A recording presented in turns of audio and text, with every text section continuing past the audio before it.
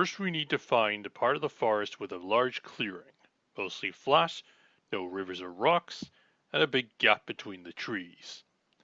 Those aren't as uncommon as you might think in forests like this one, but finding one can still be difficult and hard to do in a timely fashion. And that's a problem because it means we can't make any preparations. So, keep your eyes peeled. We're on a time budget to finish getting ready for the rite and head over there before the tribe's preparations to finish closing the camp and getting ready to head on out are complete. Yeah, I see it. Over there. You've a fine eye, Your Highness. Once we get there, I'll set you down and you can get everything ready.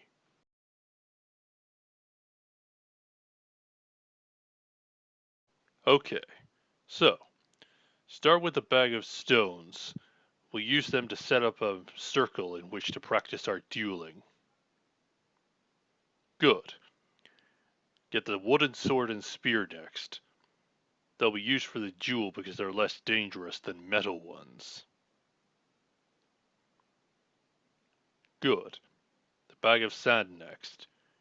It will be drawn on either side of the circle to indicate our starting positions. Very good. Don't forget to hold it upright so it doesn't tip over. Finally, the score marker stone. It will count our strikes on each other. Good work. I'll help you set everything up.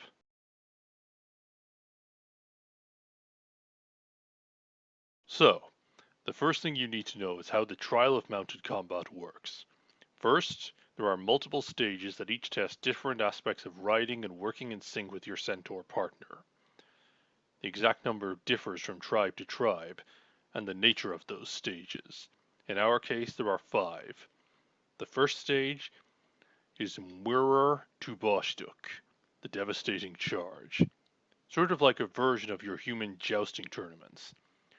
It's designed to test whether you can hit a target for heavy damage on the move without retaliation.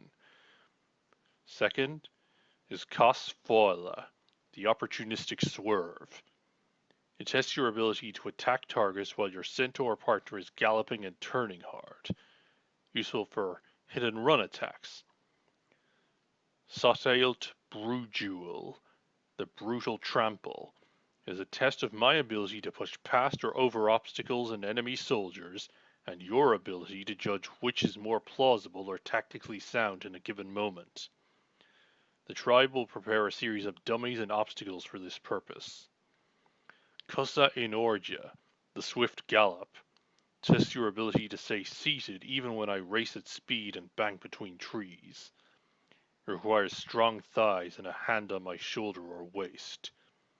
And finally, Rinka Daranok, the last dance, is a test of your courage in the face of overwhelming odds. The 7 best warriors of the tribe will attack us all at once, and you and I must last 2 minutes under the strain of their collective, powerful attacks. Finally, there are a number of rules to be memorized and stuck to, as you can see on this scroll. Of course, some of them probably aren't too surprising to you, such as don't try to ride your Centaur partner while sitting backwards, or drunk, or without permission. Don't attack anyone without cause or provocation while riding. Don't try to attach a bridle and reins to our mouths. Make sure you practice proper seating posture. Some of these are common sense. Others are similar to the chivalric code your knights adhere to. Still others are just basic decency. We may have horse bodies, but we are not ourselves horses. But more concretely, and this is where a lot of potential riders fall down, you cannot treat a centaur like a horse you can have conversations with. You cannot give us orders. You cannot dig your spurs into our flanks too hard. And no attaching blinkers or making tasteless jokes. Unless you think this is one-sided, it is not. We centaurs must not treat our riders as deadweight or ignore them. We must also not make jokes about your size or insinuate that you are useless. We work as a team. You can point me in the right direction and identify targets, even targets of opportunity, and I'll do my best to follow. And of course, you can direct me to someone who is in desperate need of aid, and I will, of course, oblige. Just make sure to watch the language you use. I'll give you some pointers, but for now, I'll give you an idea of what it means to fight a centaur on foot. I advise that you're not required to win this fight, and it won't reflect poorly on you if you lose. It's just an exhibition match, so that once we ride and fight together, you'll have a frame of reference for how I fight and how you are expected to fight while riding with me.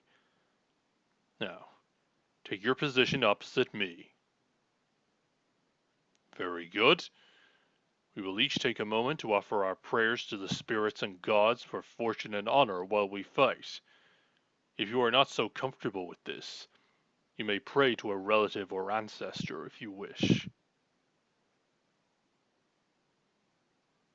Very good. Now, let us enter the circle before the line in the middle. Very good. We must bow to each other to show respect. Normally, centaurs clasp hands, but I'll spare you the trouble of reaching. Now, back to the starting positions. Yes, really. This is a duel, not a brawl. There are traditions and ceremonies to honor. Now off with you. Pause for a moment. Draw your sword. Now we begin.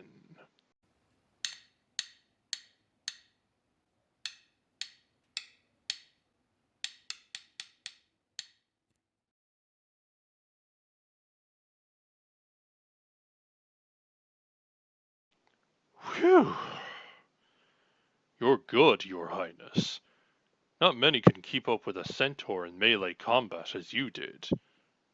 Granted, you did fall off once I picked up my trotting to a canter, and started skimming just out of range of your sword, but that was to be expected, and as I said, hopefully you have a point of reference for what it's like to fight a centaur on foot now, and what it would be like to fight from on my back. Can you ask me a question? Of course, your highness. Within reason, of course. So if you want to ask about centaur mating rituals, let me stop you right there and say, no, I'm not going to tell you. Otherwise, I'll do my best. What's going to happen to your kingdom? I don't know. Your father's enemies will likely keep the castle standing because it has strategic value, but much of the surrounding villages and farmlands will have their fates up in the air. It may be decided it's smarter to destroy them and deny your people the resources to fight back, even if it means ruining the land. What about the kingdom's soldiers and knights? Well, many of them will be or would have been fighting all across your lands against the invaders. If they're not dead, then they're fighting for their lives at this point. Save a company of knights and their soldier underlings who were on campaign when the invasion started, of course. They're the ones we're contracted to deliver you to. And the rest of your subjects? The non-combatants? I don't know that either. Every war is horrible for non-combatants. Most likely those who were not killed or captured have scattered into the winds, seeking refuge in the kingdoms beyond the mountains. Will we find them? Maybe. But your father's wishes were clear. Your safety and security are to be our priority. If we find any, we will of course help them. But we can't go looking for them. We need to look after you first.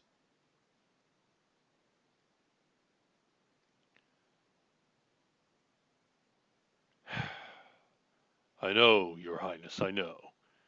It's a horrible prospect for them to become refugees, lost in other lands, unable to do anything about it.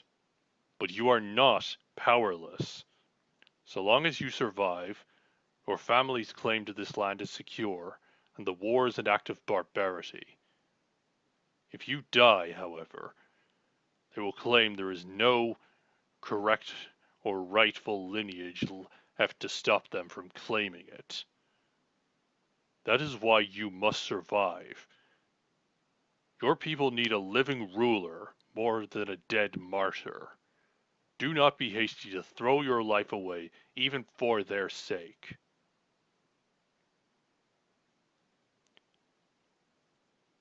If you promise to survive, will I stand by you? Of course I will stand by you, especially since you pass the rite. Let us mark this with a solemn vow. Now, we better get going. The window to practice for the rite is closing. Climb into the saddle, Your Highness. I'll take you there now.